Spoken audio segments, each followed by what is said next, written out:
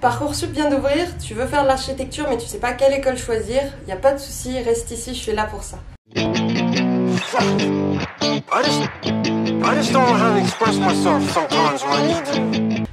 Petit aparté, les vlogs reviennent, promis, j'étais un peu méchante à vous teaser le dernier épisode et à pas vous l'envoyer, mais avec les vacances, les rendus de projet et les partiels qui arrivent, j'ai pas eu trop le temps de le monter, mais ça arrive, vous en faites pas. Sinon revenons à notre sujet, donc les écoles d'architecture, il y en a 21 en France, il y en a 20 publiques, les ENSA, et une privée, l'ESA, l'École supérieure d'architecture. Si tu veux voir où elles sont en France, il y en a un petit peu partout, il y a l'ONICEP qui les a référencées, tu peux aller voir sur le lien qui s'affiche quelque part. De toute façon, il sera en bio si vous le voyez pas là où...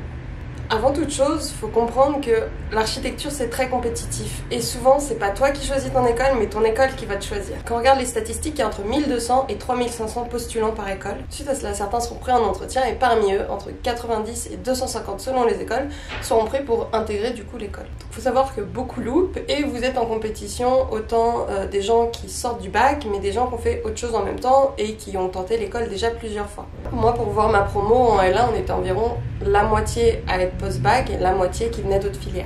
Tout ça pour dire que c'est pas non plus super facile d'y rentrer. La stratégie c'est quand même d'en mettre 10 sur Parcoursup si tu peux te le permettre, de donner les meilleures chances. Mais du coup il faut quand même que t'en choisisses 10 parmi les 22. Pour te faire une idée, il existe des classements en ligne, n'en tiens pas compte, vraiment. C'est fait d'après des données Parcoursup. Les critères, je les ai juste là, c'est la qualité des infrastructures et le cadre de vie, la qualité de la vie étudiante, la richesse du parcours d'enseignement, la qualité des partenariats internationaux, la notoriété des architectes enseignants de l'école, la gestion de l'enseignement au temps du Covid.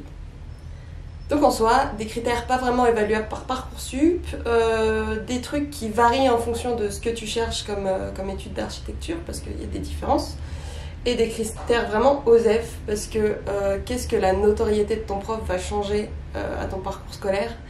Rien du tout. Et même si les écoles sont classées, ça vaut rien par rapport à ton expérience, tes stages, ta motivation, ce que tu cherches dans l'architecture. Tu t'en fiches. On ressort tous avec le même diplôme, il y a juste des petites différences de spécialisation des fois, mais ça va pas te ruiner toute ta vie derrière. D'ailleurs, ça c'est pour Parcoursup en général, vous ne jouez pas votre vie à ce moment-là, vous avez tout le temps, c'est pas grave de changer, de se tromper, de faire d'autres études, vous mettez pas la pression. Je sais que vous l'entendez beaucoup et qu'à ce moment-là, on a beau vous le dire, vous y arrivez pas, mais vous mettez pas la pression, c'est pas grave. Je vous mets quand même le lien du dernier classement parce que, outre le classement, il évoque quand même des statistiques intéressantes comme celle du coup des admissions que je vous ai dit tout à l'heure et vous aurez le détail par école. Après, on s'en fiche un peu en soi, c'est pas parce qu'il y a des statistiques plus faibles qu'il faut pas tenter. Mais du coup, si on se base pas sur le classement des écoles, sur quoi on se base pour choisir son école ? Il faut que tu choisisses une école dans laquelle tu te sens bien. Il faut absolument, dans la mesure du possible, faire un maximum de portes ouvertes pour te faire bien une idée de l'école. T'étudies l'architecture, donc si déjà les locaux te dépriment, tu fais demi-tour. Puis c'est à ce moment-là où tu pourras récolter le plus d'informations sur tout ce qui t'intéresse vraiment. Là-bas, tu pourras parler aux gens, t'auras sûrement un guide, n'hésite pas à lui poser des questions, même si ça te paraît totalement futile, genre est-ce que la cantine est bonne? Tu vois, ça va être ta vie pendant 5 ans, donc il faut que tu y sois à l'aise.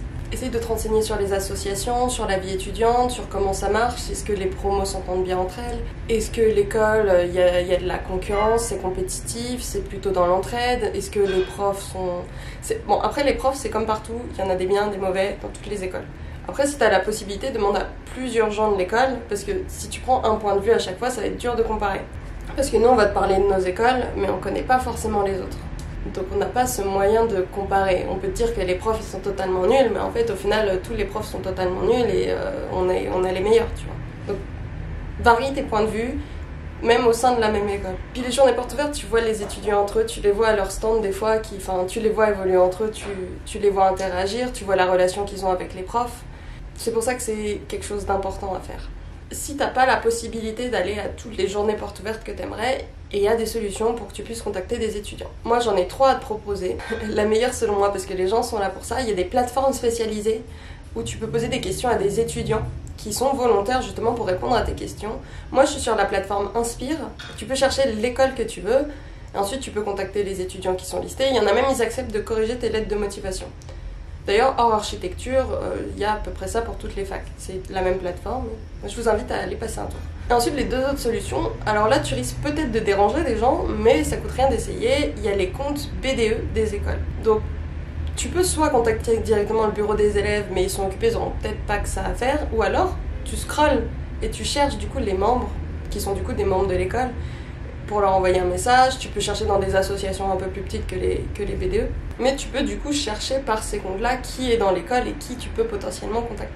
Et la troisième solution, c'est il y a des groupes Facebook de toutes les écoles, je pense. Pareil, tu peux intégrer le groupe et du coup chercher qui aller contacter.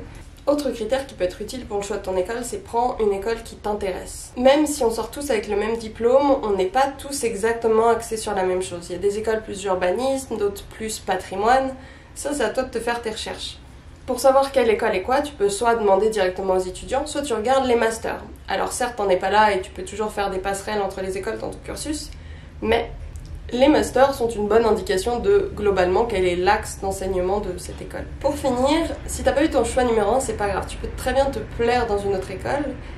Et comme je disais avant, les passerelles sont toujours possibles. Si jamais vraiment t'en peux plus de ton école, c'est assez facile de passer d'une école d'architecture à une autre. Si t'as pas eu d'école tout court, c'est pas grave. Ça arrive, c'est même beaucoup plus commun qu'on le pense. Et c'est pas grave. Tu fais autre chose en même temps qui peut te plaire aussi. Tu vois si, au final, c'était pas l'architecture qui t'intéressait, et si c'est ça qui t'intéressait, tu peux retenter encore et encore le concours. Si t'as pas l'énergie de retenter l'admission à chaque fois, tu peux toujours trouver une autre formation qui te permettra de faire une passerelle plus tard en architecture et d'arriver en 2e ou 3e année. Et puis faire autre chose en attendant d'être admis n'est pas quelque chose de mauvais, parce que du coup tu auras plus de choses à raconter à l'entretien, tu auras plus d'expérience sur ton idée de l'architecture, ça fera qu'enrichir ton discours aux entretiens, et c'est que du plus. Donc voilà, merci d'avoir regardé jusqu'au bout. Pour ceux qui sont pas habitués à la chaîne d'habitude, moi je fais plutôt des vlogs sur mon Erasmus, mais depuis que je m'expose en tant qu'étudiante en architecture sur les réseaux sociaux, on pose beaucoup de questions sur l'admission dans les écoles, et je trouvais ça important de faire quelques vidéos comme ça, pour vous aider dans votre direction, plutôt que de me répéter en message privé tous les ans. Donc voilà, je vous dis à la prochaine, ce sera probablement la suite du vlog de la dernière fois, et je vous dis à bientôt.